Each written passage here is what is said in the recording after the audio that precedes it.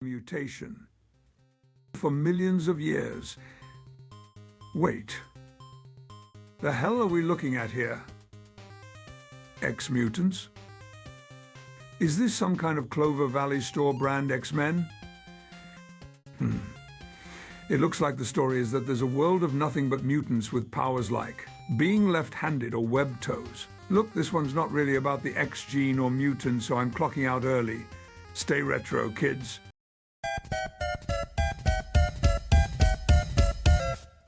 Get upset on the internet, you're a salt adult, you're a salt adult. Get upset on the internet, you're a salt adult. Throwing out a hissy fit, your views ain't in the millions, and every up and comer is a threat to what you're dealing. And instead of getting better, you just spout up on your Facebook, crying on your Twitter bit about how bad your case look. In case you didn't get it yet, allow me to rephrase it. You cry more than my 4-year-old, I'm actually amazed. Like you couldn't even see the forest for the trees. The writing's on the wall, literally that a seed. How you getting salted at a culture blowing up, man? I think there was a point where you stopped growing up, man. Instead of showing up, man, irrationally mad. Don't appropriate impression like the latest fashion fad. It isn't cool or funny to be acting like an edgelord. You alienate friends, pushing closer to the edge more. I don't know how to say it anyway to make it clear. If you're the one unhappy, then the problem's in the mirror. Get upset on the internet, you're a salt adult, you're a salt adult. Get upset on the internet, you're a salt adult.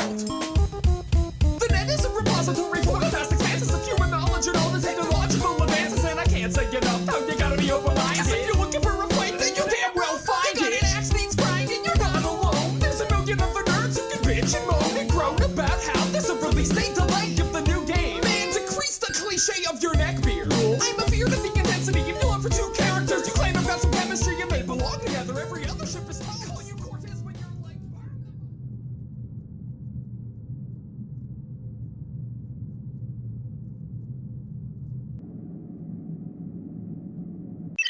Renovator frigate from Planet X approaching, Commander. Thanks, Margot. Open comms and activate Universal Translator. Commander, I am hailing. Ahoy there, Retro Station 1989. This is the Constructo board crew from Planet X, here for the renovation project. We're ready to come aboard when you are, Commander. Absolutely. Super psyched to see you. Well, actually, to see your ship, I guess, anyway. Yeah, sorry about that. The visioscope and monitors are being diverted to overcharge the Constructo Borgs, so we can be in and out of your hair as quickly as possible. Much appreciated. Off screen, Cambot Jr. and Splat, we're going to have visitors. Please make the areas they need to access ready for them when they get here. Will do, Commander. You got it, dude. Oh, and Splat, I am formally demanding you cease binge-watching Full House immediately. How rude. Have mercy. Anyway, welcome to Retro Station 1989. I'm Commander Dan, the lone human and the commander of the Retro Station, and this is License to Play. This is a review show where we check out old licensed materials and re-evaluate them to make sure that they're safe for everybody to consume either on Earth or out there at Planet X. That's our benefactors, who actually have just sent this construction team to renovate the Retro Station and give me a couple more options out there. Mainly I'm worried about the food options, but it's going to be great. It's going to be fantastic. This year, it is Superhero Summer, and we're continuing in the mighty Marvel fashion with mutants. Well, okay, this week, since I was told by the Supreme Leader of Planet X, our friend, Space Santa Claus from space, that I can review pretty much whatever I want, I'm going to review not a Marvel title this week. So, we're going to try and get through the evaluation before we're bombarded with people constructing and making noise all over the place. So let's gird our various loins and groins, people, and rocket ourselves back to the year 1986. This was the year comics returned to prominence in the American psyche. Titles like Daredevil had been gaining respect among the literary set for their gritty realism and complex, psychologically gripping stories. X-Men would also follow in this form later in the 80s, and Frank Miller released one of the most important comics of all time that year, The Dark Knight Returns. The comic was feverishly followed by comic book readers and new readers alike from February until June, and wham, in June, comics and literature were forever changed, as Watchmen appeared and changed the terms of the game, not just the rules, but the boundaries of where comics stop and literature begins. Comics had become even bigger big business. More and different comic books were released because the marketplace expanded. Eyes of old and young alike came back to the art form, looking not just for the highbrow tales of Miller and Moore, but also for yucks. When amazing art is made, when culturally significant milestones are reached, there will be folks waiting to remind these cultural Caesars that they are just a man, by poking fun at the broad elements of these masterpieces. They show their respect, but in an irreverent fashion. The biggest among those, in my opinion, of course, it was Teenage Mutant Ninja Turtles. The Turtles mocked elements of the current Daredevil and indie comic Ronin, both penned and illustrated by Frank Miller. But while they were joking around with the ludicrous, the Turtles ended up being another icon from that year that remains as yet another cultural touchpoint for both comics and American pop culture. Other comics flourished while taking jabs at comic tropes. The Tick, very successful, and one called Young Ex-Mutant Samurai Humans. And if you're scratching your head, don't worry, unlike Fish Police, which somehow managed to get a Saturday morning cartoon starring Tim Damn Curry, or things like the adolescent radioactive black belt hamsters, yes, it is real, were just blatant jabs at the TMNT phenomenon, which all read to me like bitter comics dudes pissed that the Turtles, had more success than other comics did. Some might say more significant, that their comics just weren't getting, so they decided to make parody comics that were kind of, being shitty to Eastman and Laird. Anyway, thinking it was a stringing of nonsense words with the Ninja Turtles and animals, I guess, but none of those books had the charm or genuine earnest love of what they were doing. So, before publication or finishing the book, creator David Lawrence renamed the Young Ex-Mutant etc. book to The ExMutants. The trope funnery is still there, the weird naming conventions nodding to the Turtles, and the cover indicating the X-Men comics' iconic 1980 cover of Wolvie being annihilated by a Sentinel, declaring, "Everybody dies." X-Mutants #1 also states this boldly across the top. In this issue, everybody dies. So here is the collected works of Eastman and Laird's first run on the Ninja Turtles. I love that series. I do. I've got a couple other series, like Furious Army Ants, Zombie Ants. It's something from First Comics that just recently came out. I've got Radioactive Prepubescent Black Belt Hamsters, a real comic. I have that. Basically, this is just showing that no matter the decade, even 40 years later, people are still creating homages and riffs to the Ninja Turtles. Let's go back to where I remember this all starting. Let's take us back again to 1986. So, I'm 11 years old, a skinny weirdo who is all about comics. That's never changed. Except maybe the skinny part. But hey, that was years and years ago. 1986 was an important year for comics. It was the beginning of comics taking itself seriously, and also not as seriously by far. As comics evolved, so did the humor there. My favorites among them are Milk and Cheese, Tick, which we've talked about before, and Tank Girl. But the X-Mutants tale takes some weird twists and turns. And I mean weird for comics weird. The book printed and ran from 1986 to 1994 as a monthly series. It was published by Eternity Comics from 86 to 87, where contractual problems... Okay, that's the way Wikipedia puts it, forget that. That's the official story whenever there's an issue about money, contractual problems. This was just money. How much? Well, apparently Eternity Comics thought that X-Mutants would be worth enough to bankrupt the creators of the property, which they did. Ruthless? Well, yeah, because these creators, Ron Lim and David Lawrence, didn't see their A's on the lawyer front, Malibu ended up owning the comic. And Malibu owned a lot of shit. And this is where I, as a creator of superhero products and owner of intellectual property, have a problem. Milk and Cheese by Evan Dorkin should have been big, huge, but Evan didn't want his property to be pimped out and sold off, watered down, like you saw happen to Ben Edlund of The Tick, who had to leave the property, and to fellows who owned TMNT. Man, I hate this story. Even Beavis and Butthead, one of my favorite things, and they did a review on their game. But Mike Judge got ran off of there because a company wanted to own Beavis and Butthead and just sell it and sell it and sell it. Shit like this is why art is no business for the non-business minded. First illustration gig I did? I got screwed on the pay for. Publisher made all the profit, and I got my work pushed out there for nothing. But I tell you one thing, that shit has not happened to me since. You want to know why? Because I bought this book. Everything I learned about the illustration business, I learned from Henry Hill in Goodfellas. Business bad? Fuck you, pay me. Oh, you had a fire? Fuck you, pay me. Place got hit by lightning, huh? Fuck you, pay me. And that's a damn fact. Rest in peace, Ray Liotta. But if you don't believe me that weird-ass comics from the 80s and 90s aren't big damn business, let's take a look. A book look. Weird-ass comic about the secret agents who protect the Earth from the scum of the universe? Men in Black. $590 million. What about cowboys who face off against aliens? That's a dumbass story, right? Malibu didn't think so. That's Cowboys and Aliens, the movie. $174 million. Hell, even a weird-ass TV show about a jazz musician with insomnia from a lightning bolt who has the power to read minds in a very goofy costume? Yes, all of this is true, and it did happen. It's called Nightman. It was a comic turned TV show, which was profitable.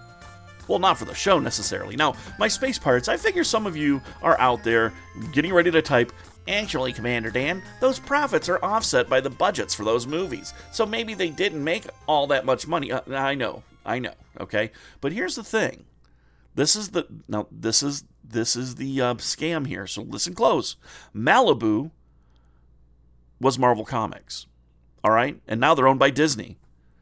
They got paid for their licensed properties before the movies got big, all right? Before the movies, the toys, and the cartoons were even made, without lifting a finger, just by owning intellectual property that someone else created for them and didn't create it for them. They just bought it after suing the creators into oblivion. You know, property that Hollywood wants to adapt rather than create new because it's cheaper to just remake and remake and remake. Malibu, the company, makes millions and millions, whether the property moves heaven and earth in profits, like Men in Black, or it farts in the tub and bites the bubbles, like Ultra Force for the Sega CD, which we may talk about in the future. Now, the cartoon was pretty good, but it only lasted a season. However, my point is, if you create superheroes, comics, or both, or anything creative, the intellectual property isn't where you get the money, it's licensing and Merchandising. That's right. Listen to Yogurt. He's smooth and has fruit on the bottom. And that brings us to this week's evaluation and the property known as ExMutants. Well, they've finally started the renovations, folks. Sorry for all the extra noise around here, but at least they're fixing up the old place. Now, there were two phases of the ExMutants storyline. One was owned by Adventure and Pied Piper Comics, and one where they were owned by IP hoarding Malibu Publishing. And it was in this area that Malibu started to open its slavering maw to gobble up any part of the video game marketplace it could. And so this was created. Sorry. Hey, can I speak to somebody in charge? Oh, hey, what's going on there? How can I help you? Look, I don't want to seem ungrateful here, but can you folks keep it down around this area? I mean, the noise is interrupting our evaluation for the Planet X Supreme Leader, and I don't want Earth to get dissolved into component elements because I half-assed it. Buddy, if anything, I'd say you're double-assing it, for sure. Yeah, I get it. At all times. Yeah, fat jokes. Innovative. Look, dude, just keep it down around here. Or please avoid the studio while we're recording, okay? All right, but the boss ain't gonna love that. I tell you what, tell him to come discuss it with me personally if he has a problem. You got it, Double Bubble. Great, surrounded by b-hole robots for... Hey, come back here. How long are you guys going to be doing this anyway? 2 weeks. 2 weeks? Well, that's not so bad. I wonder if that includes this week or... Okay, let's take a look at the property that this game, ExMutants for the Sega Genesis, is all about. ExMutants, under the Malibu masthead, was rebooted. New series, new setting, new characters, as the cover shows. 3 male heroes, Dylan, Aykroyd, and Bud, and 3 females, Shannon, Piper, and Tanya, all of them apparently nods to Hollywood actors or comedians and B-movie queens. They were brought together by Professor Kildare, and the art style for the comic looked a lot like the art of Jim Lee and a bit like Rob Liefeld. Ron Lim's art I really do love, and he evokes that 90s aesthetic, that grim and gritty aesthetic, really well. And the stories were involved, but trust me when I say, I don't care what was going on in that comic. Because in 1992, Malibu, owned by Marvel, remember, wasn't trying to put out a comic book that was hip and edgy and appealing to comic book readers. No. What they were trying to do was to get a piece of the rebellious comic fan market share that Image Comics was gobbling up. So this was an AstroTurf alternative comic. Artists and writers really working for one of the big two under the guise of being independent to screw over Image Comics, who left DC and Marvel to get rights for the artists and creators of the properties that made the big two so much money. But, flash forward a couple decades, well, like all stories of worker solidarity versus the corporate overlords, all the founders who bought into selling their property into the big two are millionaires now. They were so rebellious, and then they made money. And they got offered even more money by the people they were competing with. And now, Jim Lee is the chief editor of DC. And Todd McFarlane, he makes toys now. Not really great toys either. I like the Superpowers toys that I have pretty well, but I'm just saying, man, it's really sad to see people who had principles sell them the second they could. You know what I mean? And anyone with that independent spirit who says, F the system and I'm going to be punk about this, punk rock DIY, yeah, they end up griping at panels at conventions and signing their old books and being ignored by the major publishers to punish them for daring to be free from them.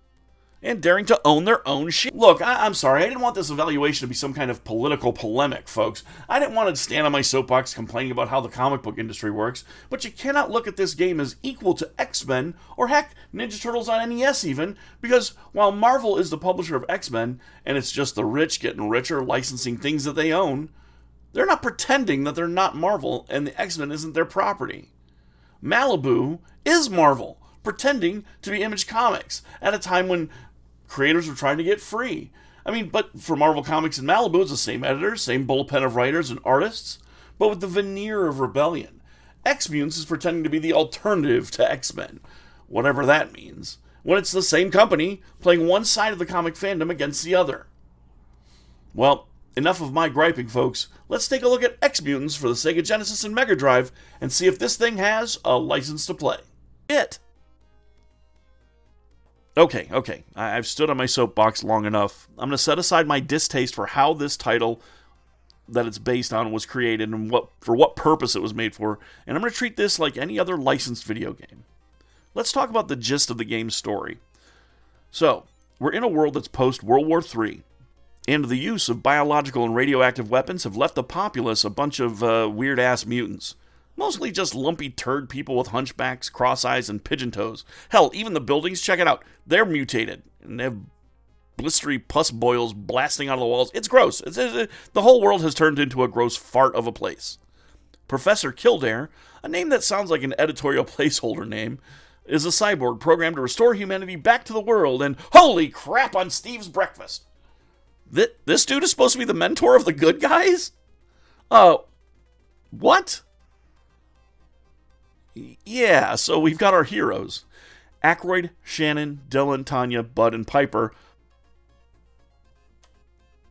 Apparently is the 16-bit representation of a real doll. Wait, don't Google that. Too late, Commander Dan. I'm already trying to Google it. Ew. Told ya.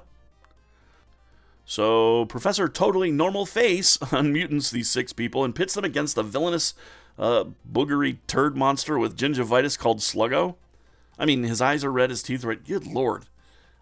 He looks like, a booger with conjunctivitis. He also has blemishes that may or may not be some form of facial urinary tract infection. Dude's gross, okay? Then there's his servant, a scientist called Zygote, who looks like the trivia king from Aqua Teen Hunger Force, see? But also looks like a preemie with a popped collar polo, but blue, so I don't know. He's got that light bulb head that Squidward has. Anyway, the heroes you choose are from Shannon and Aykroyd. And your mission is to rescue the rest of your team, and the game does a damn good job of telling the story. Even the interaction between Zygote and his boss Sluggo are tropey, but still funny. It's pretty good. It's pretty good writing. It's almost Simpsons level of writing, almost. The mission to rescue the other X-Mutants is one side of your quest. The other is to find power cells for Dr. No, it's your face that looks like a skinless robot horror, to make sure that he can continue doing his perfectly normal human business of helping your team against the mutants and not whatever it's obvious his face is up to. So, it's edgy and funny. But now we've got to get down to it. Let's start with the graphics. You'll be surprised when you see how small the sprites are for the hero and the villains. But There's this technique used that outlines the characters and the other monster sprites that make the color palettes used for each level pop. I mean, check this out. The Genesis doesn't generally look like this. Even the X-Men game looks kind of drab and dull in comparison.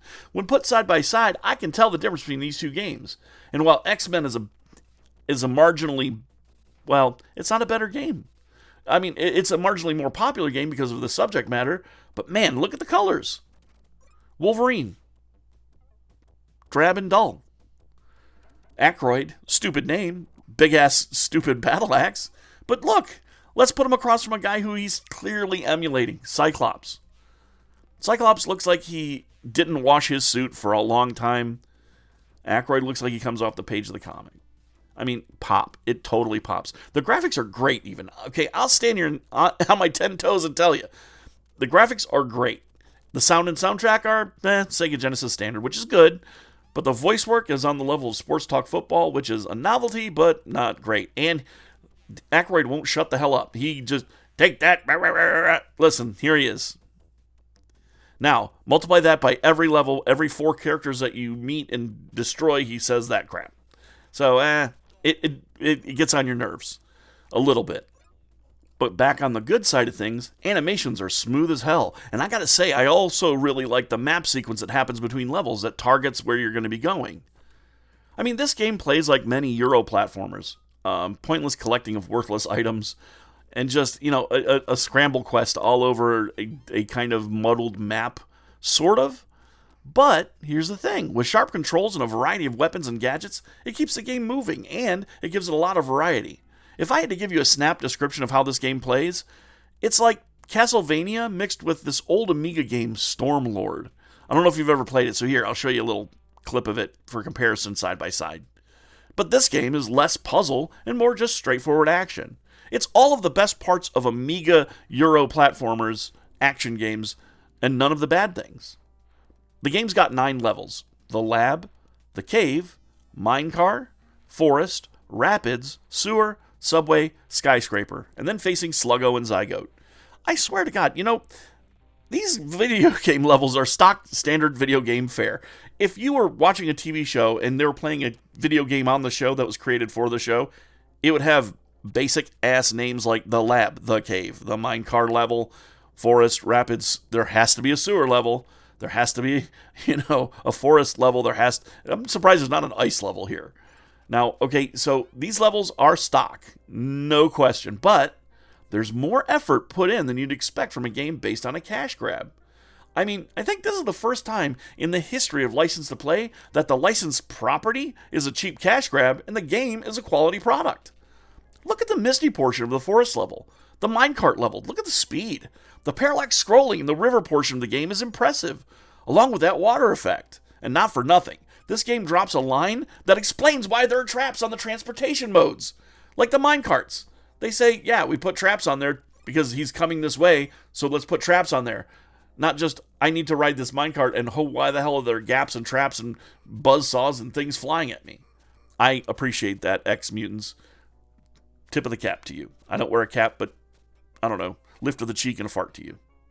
But not in a bad way. In a bro kind of way.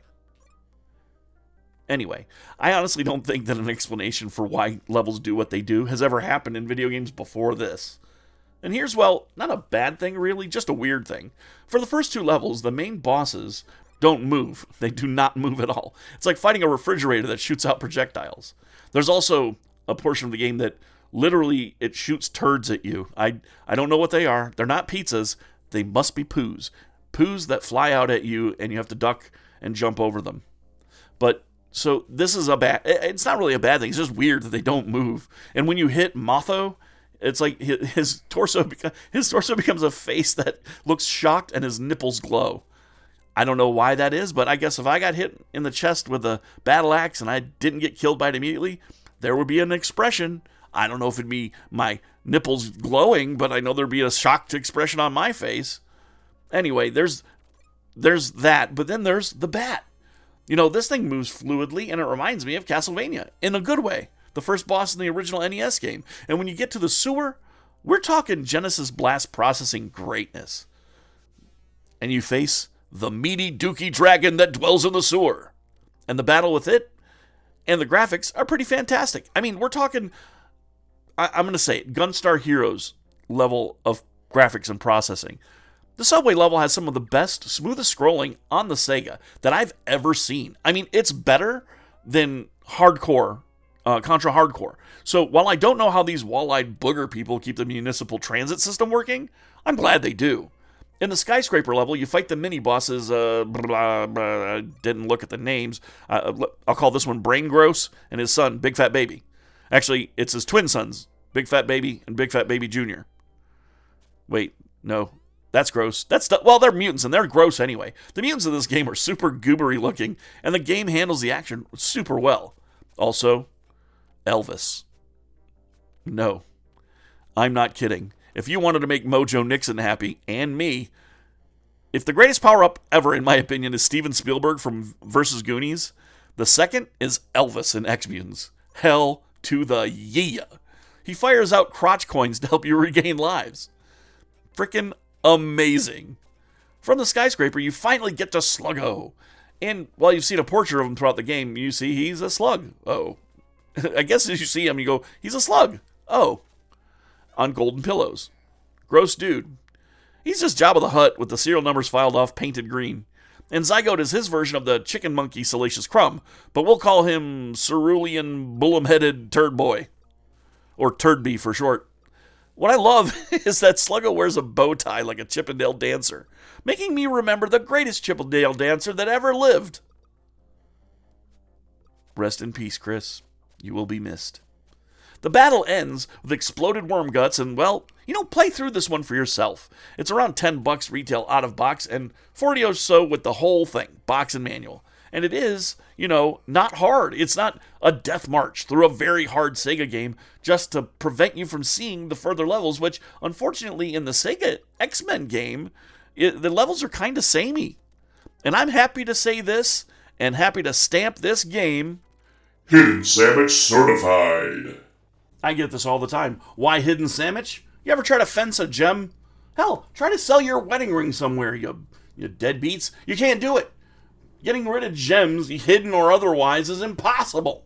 Now, what you want to find is an unexpected hidden sandwich. I mean, just think for a bit. You're coming home from a long day at work, and there's this BLT sub from Jersey Mike's prepared exactly like you like it that you didn't know your significant other bought for you, having it ready for you for dinner when you get home. I mean, that or a rock polished up to look nice that you can't sell to anyone. Dudes, this game isn't just got a license to play, it is Hidden Sandwich certified. So folks, license to play for ExMutants. You dodged a bullet there, kid. You made a lot out of something that would have been otherwise nothing. Alright, so that one's in the bag. And we've got more Superhero Summer coming along. Next week, we've got one that I can't wait to talk about with you. But before we do that, let me just say, first of all, thank you and congratulations to us hitting 500 subscribers. I'm super stoked about that. And if you'd like to hang around with us and see what we do, please subscribe to the channel. And if you really want to talk to me about games for Superhero Summers next year, because I've got the next 2 already planned out, but for now, if you'd like to subscribe and tell me also what you would like to see me review in the future, I'm open to suggestions, since Space Santa Claus from Space told me I can review whatever I want. It's like Christmas in July. Anyway, alright, so Superhero Summer rolls on, and I'm also taking viewer mail. Now this week we don't have a letter that I'm going to have set up on the screen. Actually, somebody did send a letter a little while back in the comments section, but I want everyone to know that they can email us at retrostation1989@gmail.com. If you just put in the subject line viewer mail, I'll be happy to get it on the show and we'll answer it for you. We're actually getting tons of viewer mail now that I announced it on the stream that we have that going on. So, before I let you go and before I let you know this is very important, before I say anything else, now no matter what I've said during this broadcast, will say in the future or have said in the past, remember to always, always, always, always stay retro. Peace. Get upset on the internet. You're a salt adult. You're a salt adult. Get upset on the internet. You're a salt adult. Throwing out a hissy fit, your views ain't in the millions, and every other number is a threat to what you're dealing in. It's Hey everybody, this is still Commander Dan. I'm just talking over the little end cap here to say once again, thanks so much for our subscribers. I really do appreciate you guys. We love you guys here. And there's going to be a celebration for the 500 subscribers point. I'm going to be doing a mini tour of the Retro Station, the actual Retro Station, which is my collection of games, retro-based stuff. I mean, I can't show you everything because I do give gifts out occasionally. But I will show you as much as I possibly can without getting flagged by YouTube. So no nipples. You're welcome. Alright, thanks so much people for hanging out with me. I do appreciate it. If you liked what you saw, thumbs up. If you really liked what you saw, subscribe. And if you super duper like what you saw, let your friends know. And hit that bell so you know that when I come back on and I put out my new stuff, you can see it. Listen, I put a lot of work into the robots that you saw today. We, Steph and I both, that's the voice of Margot, we both really, really worked on those. The next episode should be out next week. Thank you guys so much for coming aboard and hanging out with the Retro Station. And again, more than anything else, remember to stay retro. Peace.